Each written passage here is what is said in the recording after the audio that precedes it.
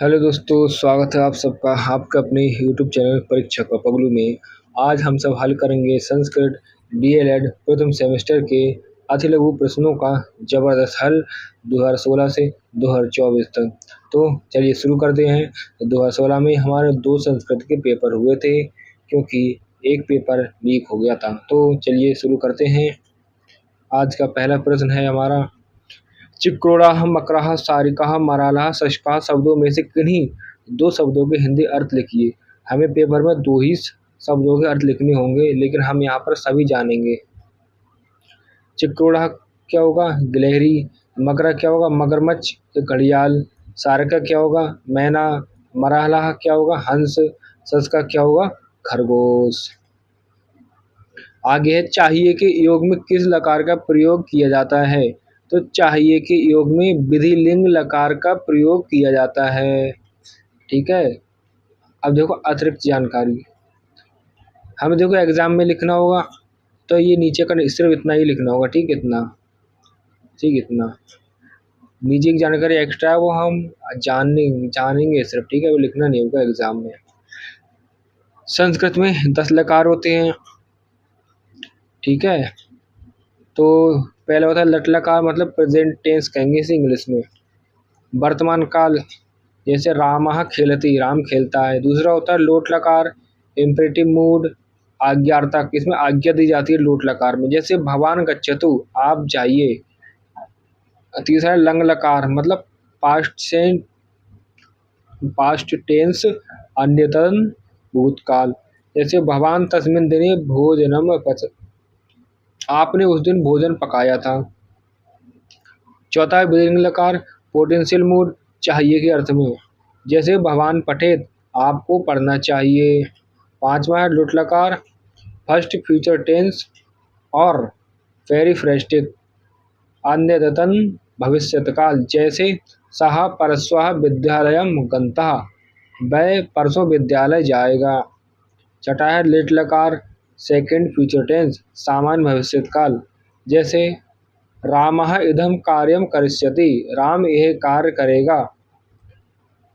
लिंग लकार 7वें नंबर पे है, कंडीशनल मूड, हेतु हेतुमत भूतकाल, जैसे यदि तुम अपठिष्यत तैर विद्वान भवितुम अहर्ष्यत, यदि तू पढ़ता तो विद्वान बनता। आठवां है आर्सिंग लिंग लकार, क्या होता है? बेनेडिक्टिव मूड, इसमें आशीर्वाद दिया जाता है आरसी लिंग लकार में, जैसे त्वम सुखी भूयात, तुम सुखी रहो। नमक क्या है? लिट लकार, पास्ट परफेक्ट टेंस, अद्यतन परोक्ष भूतकाल, जैसे रामः रावणम ममार, राम ने रावण को मारा। दसवां है लुंग लकार, परफेक्ट टेंस, सामान्य भूतकाल, जैसे अहम भोजनम अभक्षत, मैंने खाना खाया। तो हमने अभी शॉर्ट में संस्कृत के 10 लकारों को जाना। आगे है, पितरी शब्द में किस विभक्ति का प्रयोग हुआ है? तो पितरी शब्द में सप्तमी विभक्ति का प्रयोग हुआ है। ठीक है। तो आगे एक्स्ट्रा जानकारी जानते हैं। तो वो यहाँ पर दिया है सप्तमी विभक्ति पितरी। ठीक, तो ये हमारा आंसर हो जाएगा। हमें आंसर में सिर्फ एक ही लाइन लिखनी होगी। ठीक, ये वाली इतनी, नीचे की जानकारी में एक्स्ट्रा जान रहे हैं सिर्फ। भविष्यत काल को दर्शाने के लिए किस लकार का प्रयोग किया जाता है? तो भविष्यत काल को दर्शाने के लिए लिट लकार का प्रयोग किया जाता है। 19 संख्या को संस्कृत में किस प्रकार लिखा जाता है? 19 संख्या को संस्कृत में ऊनविंशति, एकोनविंशति और नवदस आदि प्रकार से लिखा जाता है। ठीक है। ऊनविंशति कैसे होता है? विंशति और ऊन मतलब 20 में से एक कम, ऐसे एकोनविंशति कैसे होता है? विंशति मतलब 20, एकोन मतलब एक कम, 20 में से एक कम यानी 19। ऐसे नवदस कैसे होता है? 10 माने 10 और 9 माने 9, 10 और 9 नवदस। आगे संप्रदान कारक का प्रयोग किस विभक्ति के लिए किया जाता है? तो संप्रदान कारक का प्रयोग चतुर्थी विभक्ति के लिए किया जाता है। ठीक है। इसके अतिरिक्त जानकारी जानते हैं। देखो संप्रदान कारक का चतुर्थी विभक्ति के लिए प्रयोग किया जाता है और उसका चिन्ह क्या होता है? के लिए या को। ऐसे ही अन्य कारक को जानते हैं। कर्ता क्या होता है? प्रथम विभक्ति चिन्ह होता है ने। कर्म को द्वितीय विभक्ति, करण से के द्वारा तृतीय विभक्ति, अपादान से अलग होना पंचमी विभक्ति, संबंध काकी के रारी रे षष्ठी विभक्ति, अधिकरण में पर सप्तमी विभक्ति, संबोधन हे अरे ओ वो संबोधन।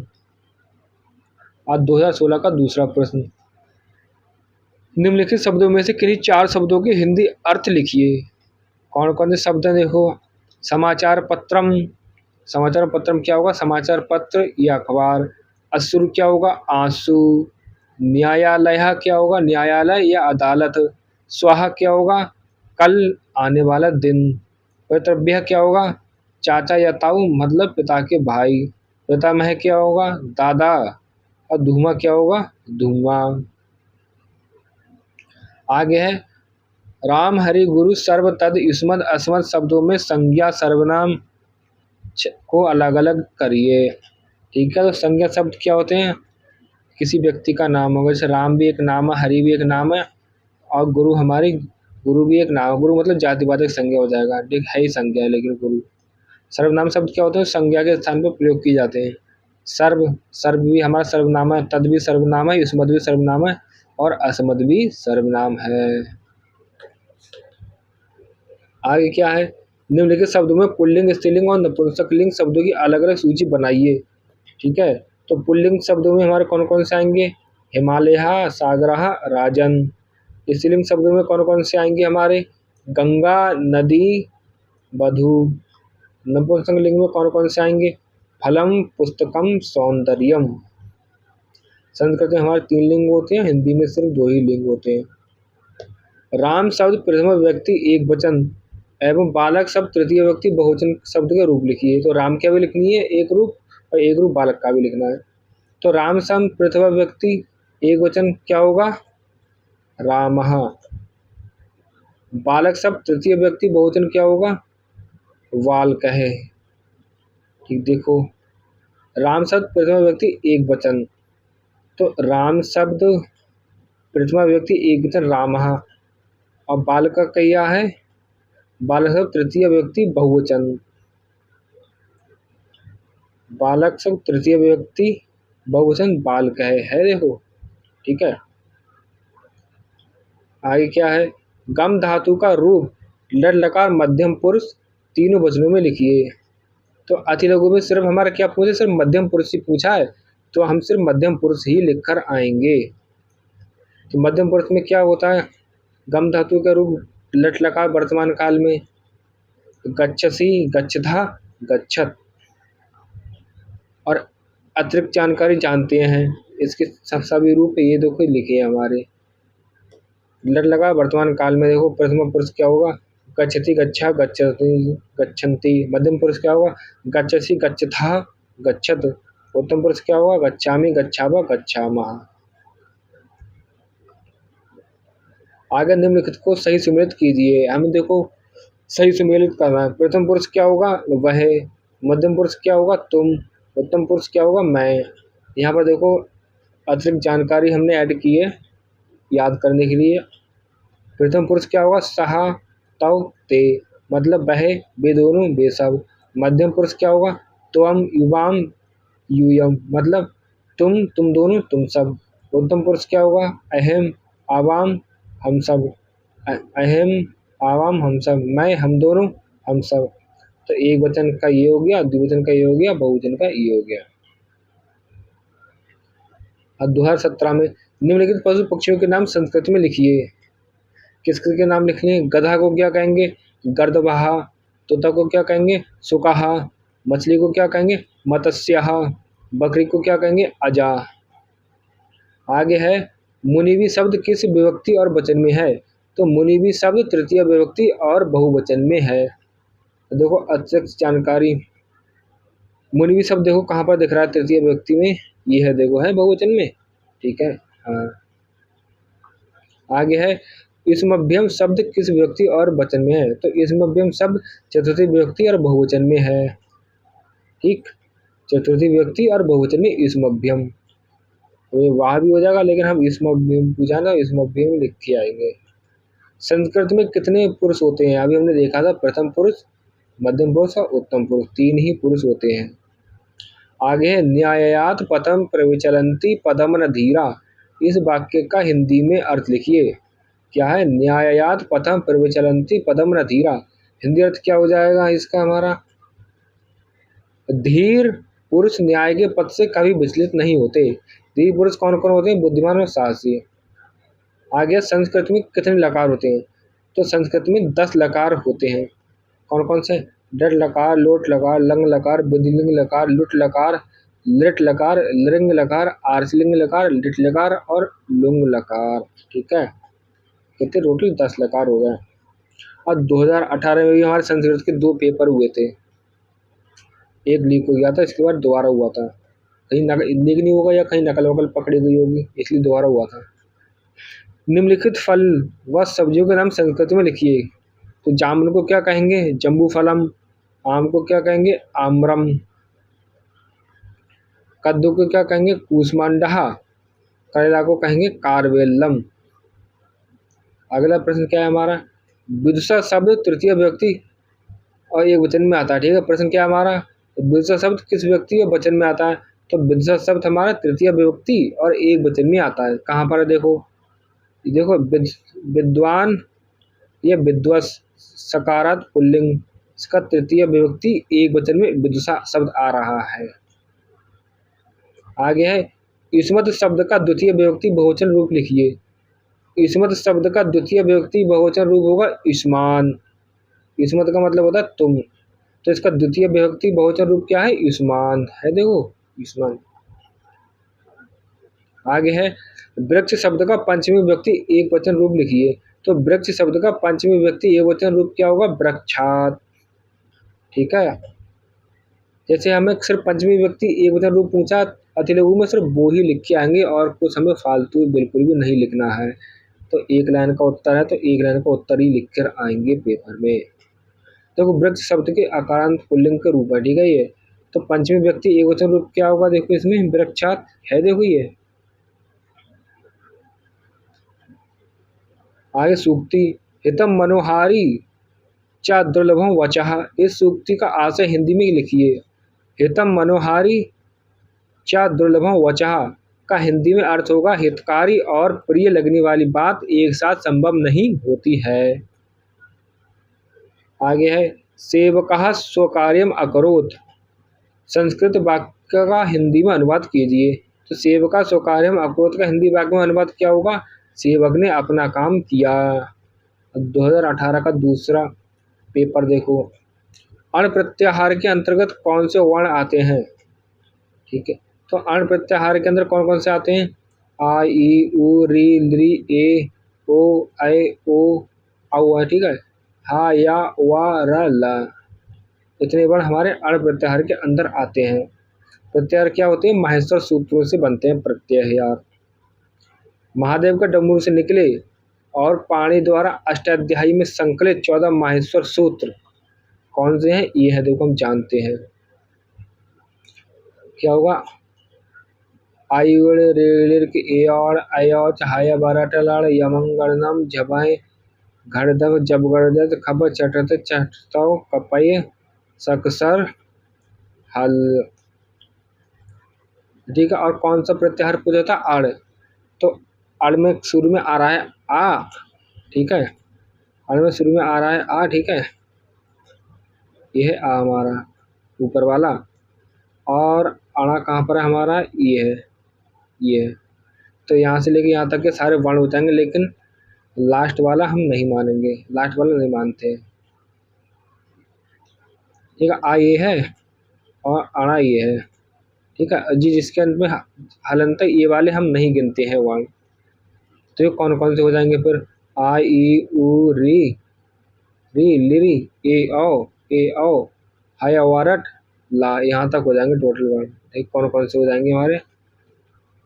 आ, ई, उ, री, लिरी का नहीं होगा। ठीक है, इसमें तो आखिरी वाला वर्ण नहीं मानते हैं, बाकी सब आते हैं हमारे प्रत्याहार में।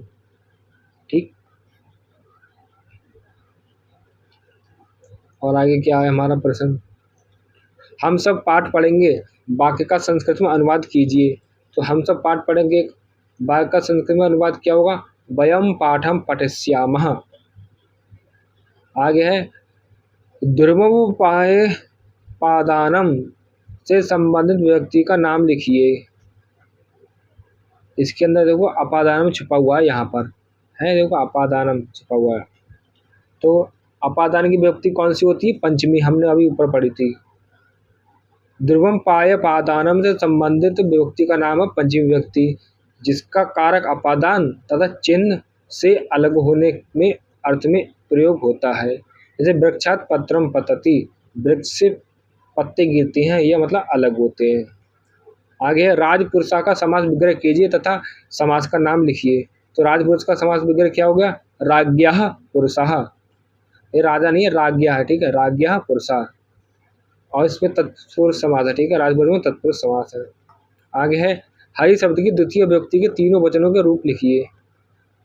हमें सिर्फ हरि शब्द की तृतीय व्यक्ति के रूप को लिखनी है आदि लघु उत्तरी प्रश्न में, ठीक, तो वही लिखेंगे। कौन सी? द्वितीय व्यक्ति, ठीक है, द्वितीय। तो द्वितीय व्यक्ति क्या रूप हो जाएंगे हरि के? देखो हरिम, हरि, हरिन, ये हमारा उत्तर हो गया। और हरि शब्द के बाकी रूप हम जानते हैं, ये देखो हरि शब्द के बाकी रूप, इससे सिर्फ हमने द्वितीय व्यक्ति को पूछे गए थे, तो हम वो ही लिख के आएंगे पेपर में। आगे है अनियर प्रत्यय लगाकर दो शब्द बनाइए। तो गम और अनियर मिलके बनेंगे गमनियम। जो अनियर प्रत्यय होते हैं वो आखिर में या और माँ आता है, ठीक है, कहने का मतलब है इयम हो जाता है। फट और अनियर क्या होगा? पठनियम। अनियर मतलब अनिय प्रत्यय, चाहिए या योग के अर्थ में धातु में अनियर या अनिय प्रत्यय का प्रयोग करते हैं। अब जैसे क्या होगा? दर्श और अनियर हो जाएगा दर्शनीयम। स्मृ धातु और अनियर प्रत्यय मिलकर बनेंगे स्मरणीयम। हस धातु और अनियर प्रत्यय मिलकर बनेगा हसनीयम। रक्ष और अनियर प्रत्यय मिलकर बनेगा रक्षणीयम। आय क्या संस्कृत में लिंग कितने प्रकार के होते हैं? तो संस्कृत में लिंग 3 प्रकार के होते हैं। कौन कौन से? पुल्लिंग, स्त्रीलिंग, नपुंसकलिंग। तो पुल्लिंग जैसे क्या हो गया? रामः, पुरुषः, बालकः। और स्त्रीलिंग क्या हो गया? जैसे सीता, नदी, लक्ष्मी। नपुंसकलिंग क्या हो गया? जैसे फलम, जलम, पुस्तकम। तो इसका उत्तर हमारा कहाँ से खाता होगा? जैसे इतना ही होगा उत्तर हमारा, ठीक। आय क्या है? लट लकार का प्रयोग किस काल के लिए किया जाता है? तो लट लकार का प्रयोग वर्तमान काल के लिए किया जाता है। आगे क्या है? गम धातु के प्रथम पुरुष बहुवचन का रूप लंग लकार में क्या होगा? तो गम धातु के प्रथम पुरुष बहुवचन का रूप लंग लकार में होगा अगच्छाम। जो गम धातु के अन्य रूप जानते हैं हम। लंग लकार मतलब भूतकाल, प्रथम पुरुष में गम धातु जाना। अगच्छत, अगच्छताम, अगच्छन। मध्यम पुरुष अगच्छः, अगच्छतम, अगच्छत। उत्तम पुरुष अगच्छम, अगच्छाव, अगच्छाम। संस्कृत में कितने वचन होते हैं? संस्कृत में 3 वचन होते हैं, एक वचन, द्विवचन, बहुवचन। आगे है बालकः शब्द में प्रयुक्त विभक्ति और वचन लिखिए, ठीक है।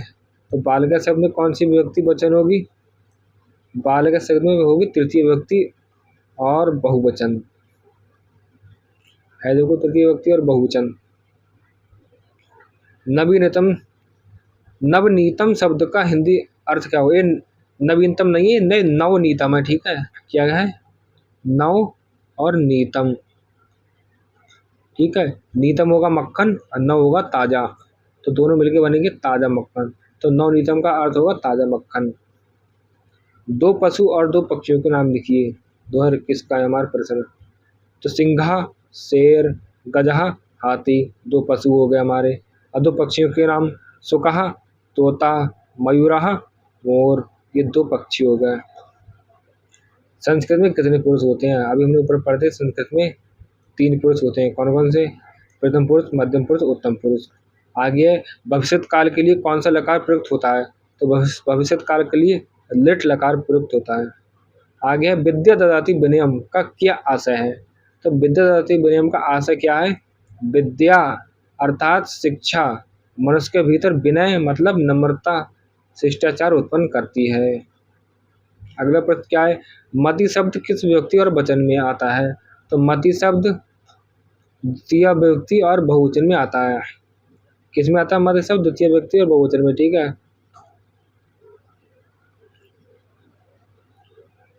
यहाँ पर ये किसी भी गलत लग गया, ठीक, इसे हटा देते हैं। तो मध्य शब्द किसमें आता है? द्वितीय व्यक्ति बहुवचन में। कहाँ पर देखो, द्वितीय व्यक्ति बहुवचन में आ रहा है मति, ये देखो आ रहा है हमारा। आगे है गम धातु के लंग लकार प्रथम पुरुष का रूप लिखिए। तो हमें सिर्फ प्रथम पुरुष के ही रूप लिखनी है, ठीक है। तो इससे उत्तर हमारा कहाँ तक होगा? यहाँ तक होगा, सिर्फ इतना इसका। प्रथम पुरुष का क्या रूप होंगे लंग लकार में? अगच्छत, अगच्छताम, अगच्छन। अब बाकी पूरे रूप क्या होंगे गम धातु के? गम मतलब जाना, लंग लकार मतलब भूतकाल, प्रथम पुरुष एक वचन अगच्छत, अगच्छताम, अगच्छन, मध्यम पुरुष अगच्छः, अगच्छतम, अगच्छत, उत्तम पुरुष अगच्छम, अगच्छाव, अगच्छाम। और 2022 में देखो लिंग के तीनों प्रकारों के नाम लिखिए। तो पहला होगा पुल्लिंग, ठीक है, पुल्लिंग, स्त्रीलिंग, नपुंसकलिंग। आगे बढ़ते दो पशु और दो पक्षियों के नाम। दो पशु कौन कौन से हो जाएंगे? वृषभा बैल, अश्वः घोड़ा। दो पक्षी कौन कौन से हो जाएंगे? उलूकः उल्लू, गृध्राः गिद्ध। आगे क्या है? फलेन शब्द का विभक्ति एवं वचन लिखिए। तो फलेन शब्द तृतीय व्यक्ति का रूप है, ठीक है। और कौन सा? द्विवचन।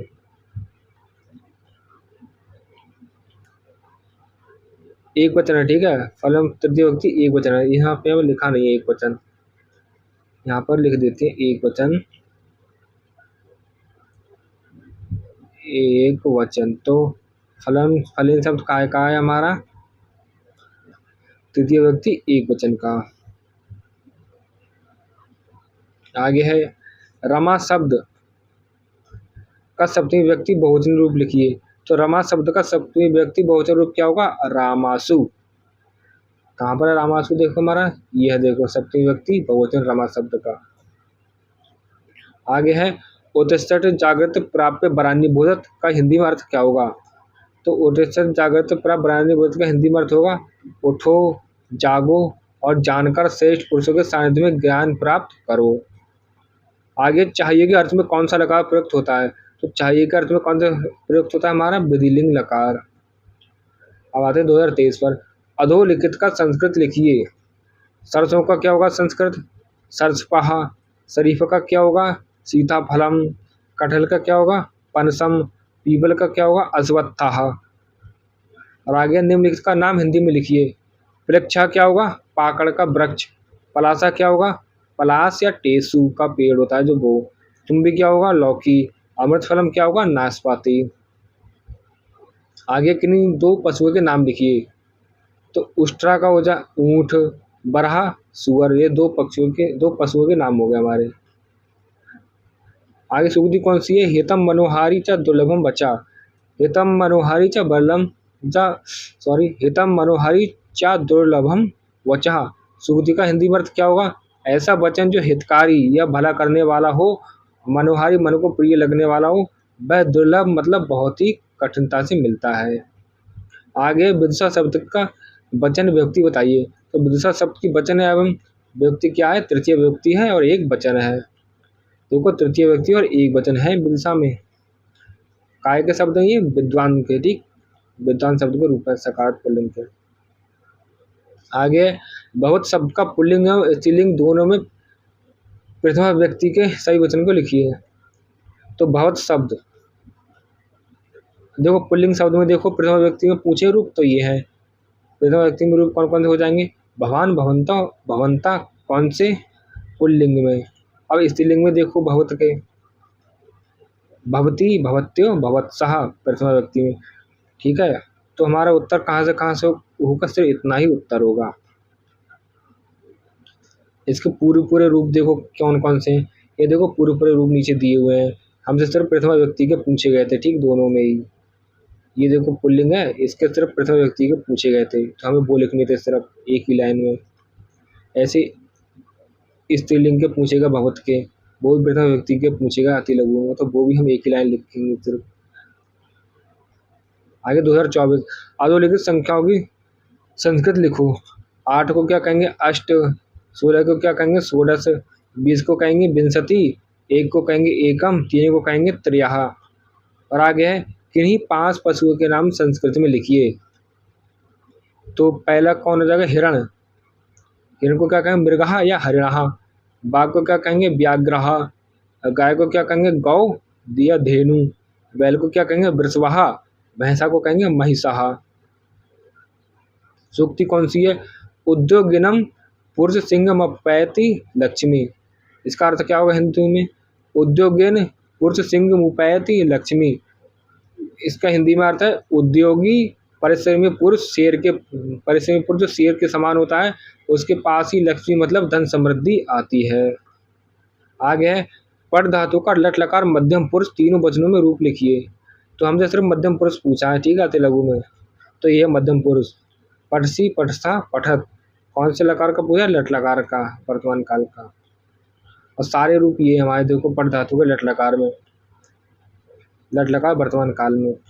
पठती पठता पठंती, पटसी पठता पठत, पठामी पठावा पठामा, ठीक। लेकिन हमसे प्रश्न में सिर्फ क्या पूछा था, सिर्फ हमसे मध्यम पुरुष ही पूछा था, तो हमारा उत्तर से बता ही होगा। आगे 10वां प्रश्न है हमारा, इसमत शब्द सर्वनाम शब्द का तृतीय व्यक्ति तीनों वचनों के रूप लिखिए। अब हमसे इसमत के तृतीय व्यक्ति के तीनों रूप पूछ रहा है, सिर्फ तृतीय व्यक्ति के, ठीक। इसमत शब्द के तृतीय व्यक्ति के तीनों वचन के रूप कौन कौन से हो जाएंगे, त्वया, युवाभ्याम, युष्माभि, ठीक है। इसमत शब्द के सिर्फ, ठीक है। तो उत्तर कौन सा होगा, सिर्फ हमारा, सिर्फ उत्तर इतना ही होगा हमारा। और सारे रूप देखो कौन से ये दे दिए हमारे, हमसे सिर्फ एक लाइन ही पूछी गई थी पेपर में, ये है एक लाइन पूछी गई थी।